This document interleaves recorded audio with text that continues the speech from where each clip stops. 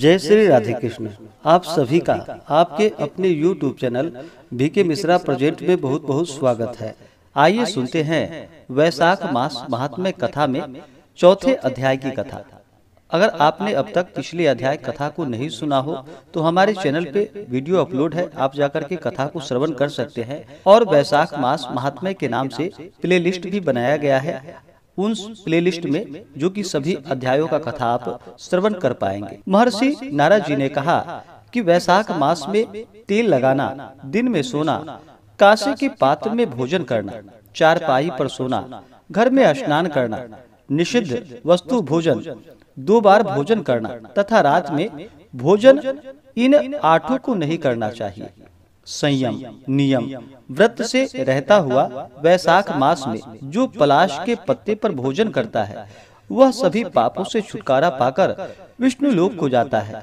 वैशाख मास में दोपहर के समय थके हुए ब्राह्मणों का चरण धोना ही उत्तम व्रत महर्षियों ने माना है।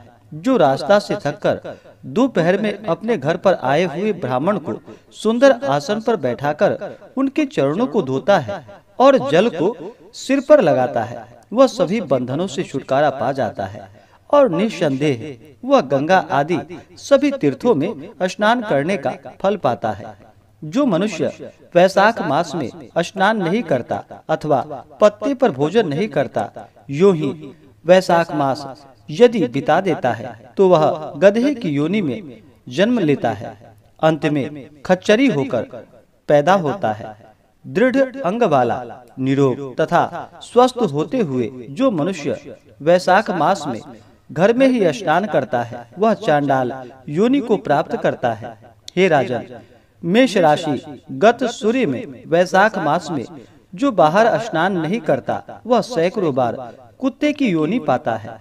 जो व्यक्ति बिना स्नान किए एवं बिना दान किए ही वैशाख मास बिताता है वह अवश्य ही पिशाच योनि में जाता है और उनकी अधोगति होती है।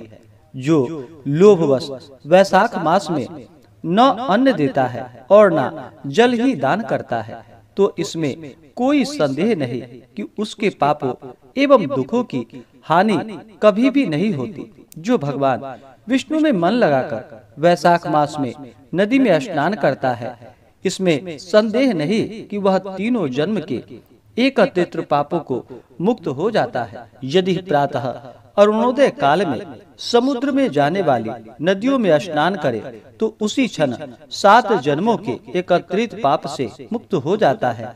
जो मनुष्य उषा काल में 7 गंगा में स्नान करता है, इसमें संदेह नहीं कि वह करोड़ों जन्म के एकत्रित पापों से मुक्त हो जाता है।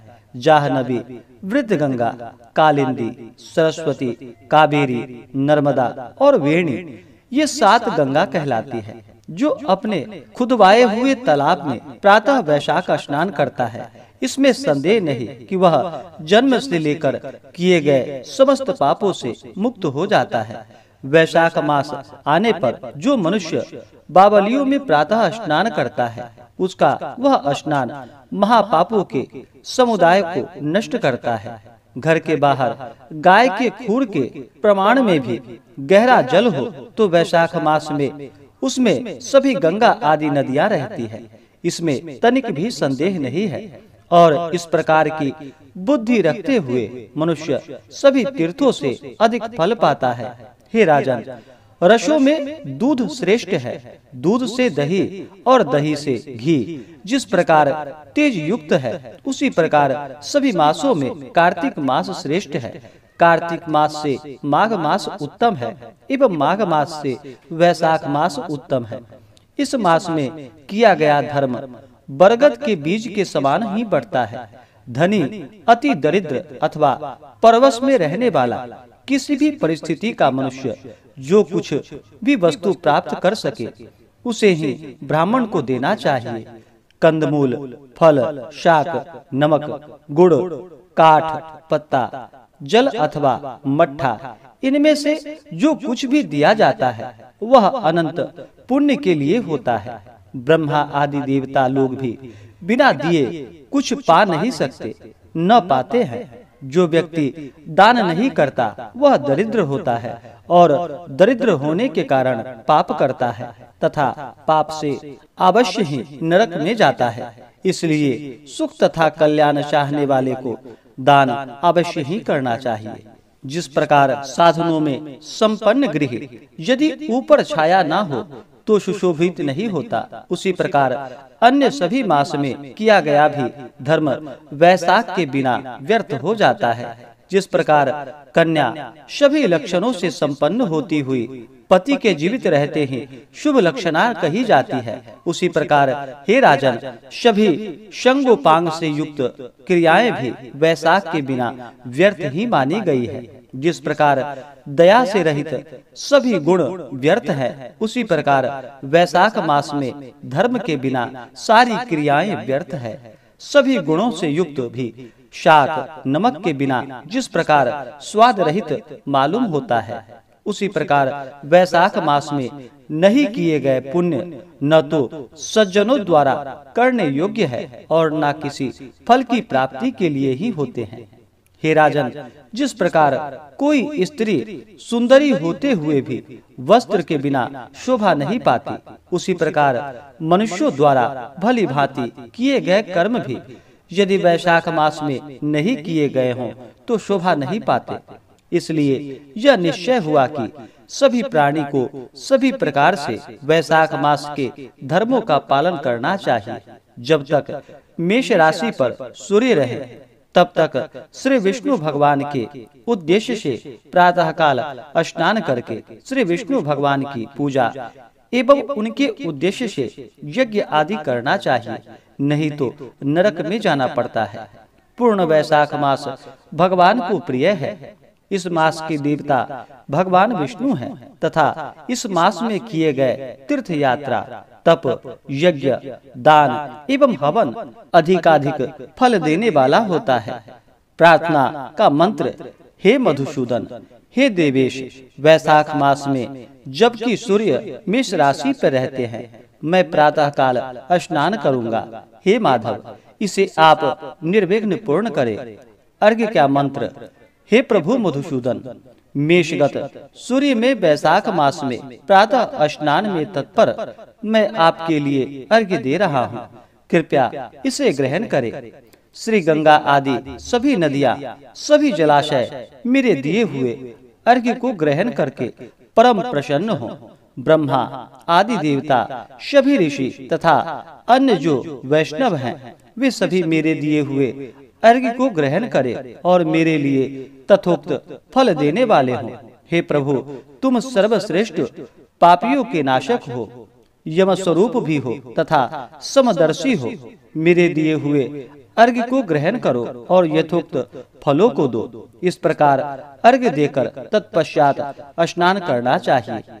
इसके बाद 2 वस्त्र पहनकर भली भांति सभी कर्मों को करके वैशाख मास में उत्पन्न होने वाले फूलों से भगवान विष्णु की पूजा करके इस वैशाख मास की प्रशंसा करने वाली विष्णु भगवान की दिव्य कथाओं को सुनकर मनुष्य करोड़ों जन्मों के एकत्रित पापों से छुटकारा पाकर मोक्ष प्राप्त करता है। वह व्यक्ति कभी भी इस पृथ्वी पर अथवा स्वर्ग या पाताल लोक में दुख नहीं उसे पाता। वह व्यक्ति कभी भी गर्भ में नहीं आता और न माता का स्तन पीने का ही उसे अवसर प्राप्त होता है। वैशाख मास में जो कांसे के बर्तन में भोजन करता है और उत्तम कथाओं को नहीं सुनता है तथा ना तो प्रातः स्नान ही करता है और ना दान देता है, वह नरकों में जाता है।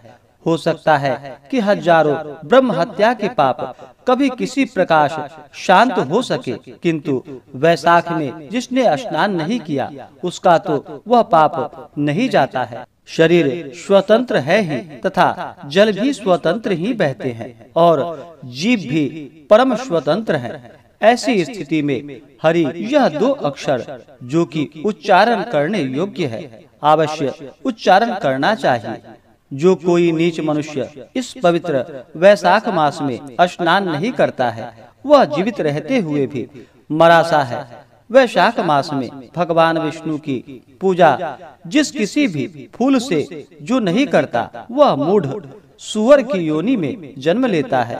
और जो भगवान विष्णु के प्रिय वैशाख मास में तुलसी के पत्तों से विष्णु भगवान की पूजा करता है वह इस लोक में सभी सुख भोगों को भोगता हुआ और अंत में अपने करोड़ों पूर्वजों का वंशों के साथ भगवान विष्णु की सायुज्य मुक्ति प्राप्त कर लेता है। नृपो भूत्वा सार्वभौम कोटि जन्मसु भगवान पश्चात कोटि कुलैर युक्तो विष्णु सयुज्य मापनुयात्। इस प्रकार से श्री स्कंद पुराणीय वैशाख महात्म्य में नारद एवं अम्बरीश के संवाद में वैशाख धर्म प्रशंसन नामक चौथा अध्याय पूर्ण हुआ। तो बोलिए प्रेम से भगवान विष्णु की जय, माता लक्ष्मी की जय। इसी प्रकार से आगे के अध्याय को सुनने के लिए हमारे चैनल पे अगर आप नए हैं तो चैनल को लाल बटन दबा करके सब्सक्राइब करें, साथ में बेल आइकन घंटी को दबाएं ताकि मेरे वीडियो का नोटिफिकेशन आपको समय से मिलता रहे। वीडियो को लाइक करें, शेयर करें। सुखी रहें और स्वस्थ रहें। जय श्री राधे कृष्ण। धन्यवाद।